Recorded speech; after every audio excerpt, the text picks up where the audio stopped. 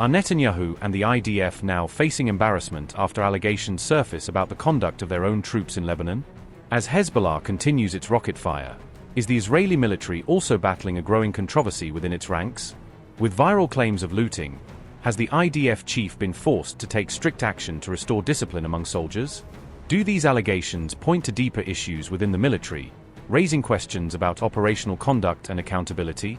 As investigations intensify, are Israeli troops now under serious scrutiny for alleged looting of civilian homes in Lebanon? And even as Netanyahu claims success against Hezbollah, is the situation on the ground telling a more complicated story? Even as Hezbollah and Israel continue to exchange fire, the IDF is now facing a separate and unexpected internal challenge. The Israeli military has come under allegations of widespread looting during its operations in southern Lebanon. In response, the IDF Chief of Staff has reportedly initiated a formal investigation into the conduct of its soldiers. Eyal Zamir is said to have condemned the incidents as a serious breach, warning that such actions could undermine the force's core values. Israeli media reports indicate that military police have been assigned to lead the inquiry into these allegations. The Military Police Investigatory Unit is expected to examine claims of looting carried out during deployments in southern Lebanon. Additional measures reportedly include the deployment of personnel at key entry and exit points along the Lebanon border. Authorities are also expected to inspect all returning vehicles to identify any items suspected of being unlawfully taken. The probe follows testimonies suggesting that soldiers removed property from civilian homes during operations. Items reportedly taken include motorcycles, televisions, paintings, furniture, and household goods. Some soldiers have claimed that unit commanders were aware of such incidents, according to reports in Haaretz. Images circulating on social media also appeared to show soldiers using abandoned homes during their deployment. In response, the IDF has stated that both disciplinary and criminal action will be pursued if violations are confirmed.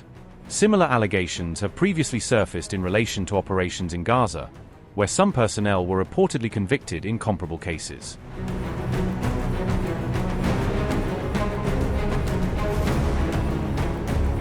An Israeli Defense Ministry civilian contractor was killed in southern Lebanon on April 28 while operating heavy engineering equipment near Eitarun, close to Bint Jbeil. Another civilian contractor was wounded in the same Hezbollah drone strike while working in Lebanon, with Israeli reports identifying him as the victim's son. The IDF confirmed the latest casualty caused by Hezbollah in Lebanon, and said the contractor's family had been notified. Times of Israel reported, and I quote, "The slain contractor, 44-year-old Amir Hujarat from the northern town of Shfarim, was operating heavy engineering machinery in the Eitarun area, close to Bint Jbeil, amid efforts to demolish Hezbollah infrastructure. The explosive-laden first-person view, FPV, drone directly struck the excavator being operated by Hujarat, killing him. His 19-year-old son, who worked for the same company employed by the Defense Ministry, was lightly injured by shrapnel in the incident, according to Ziv Medical Center in Safed.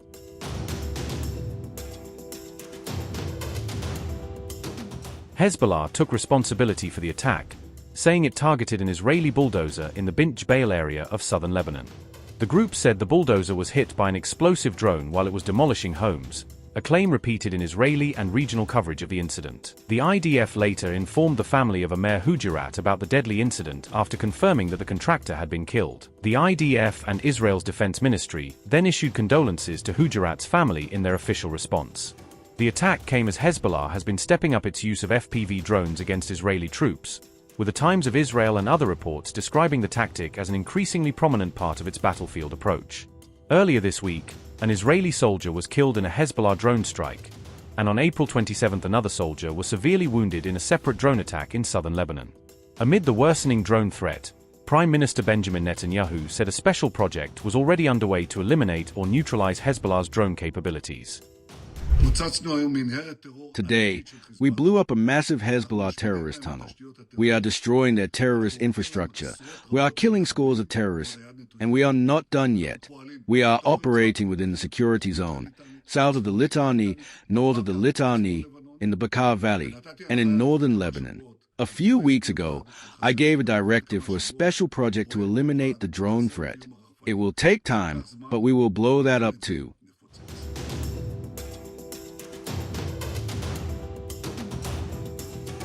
As thick plumes of smoke rose over Lebanon's skyline, Israel's Prime Minister Benjamin Netanyahu made a significant statement on the ongoing conflict. The Israeli leader asserted that the campaign against Iran-backed group Hezbollah is still ongoing and far from reaching completion. On April 27, Netanyahu praised IDF commanders for what he described as major operational successes achieved in Lebanon. At the same time, he acknowledged that Hezbollah's continued use of rockets and drones remains a persistent challenge. Netanyahu specifically pointed to the ongoing threat posed by 122mm rockets along with unmanned aerial systems from Lebanese territory. Despite these concerns, the Prime Minister claimed that Israeli forces have significantly degraded Hezbollah's rocket capabilities. In Lebanon, there have been great achievements. The elimination of the rocket array that threatened the entire country, the creation of a security zone that prevents the possibility of an invasion into the north of the country, and now also prevents the firing of direct anti-tank missiles, but also allows us to change the situation in Lebanon. We are attacking as we are now, both in the security zone, also north of the security zone, also north of the Litani. Our freedom of action to thwart threats, immediate threats and emerging threats, this is the agreement we made with the US and also with the Lebanese government. I don't delude myself that this will come easily. I don't think so either. I say this honestly, the work is not done. There are still two major threats from Lebanon, from Hezbollah, the threat of the 122mm rockets, the threat of the drones and UAVs. This requires a combination of operational activity and technological activity. The Minister of Defense and the Chief of Staff know this well. We are making a very large technological effort to solve these problems. And if we solve them by combining operational and technological efforts, we are actually on the way to disarming Hezbollah, because this is the main weapon they have. This is what they have left. It has about 10% of the missiles it had at the beginning of the war. But these still bother the residents of the north, and I really appreciate their resilience, their steadfastness. But we have two tasks left, and what I expect from you is to solve these two problems, because I think we can solve the political side, if we solve that. Independent estimates cited by Israeli Army radio suggest Hezbollah may still retain thousands of rockets despite losses.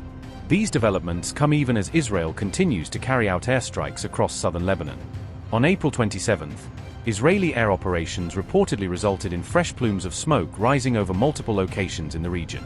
The strikes were described as retaliatory action following recent drone and rocket attacks attributed to Hezbollah.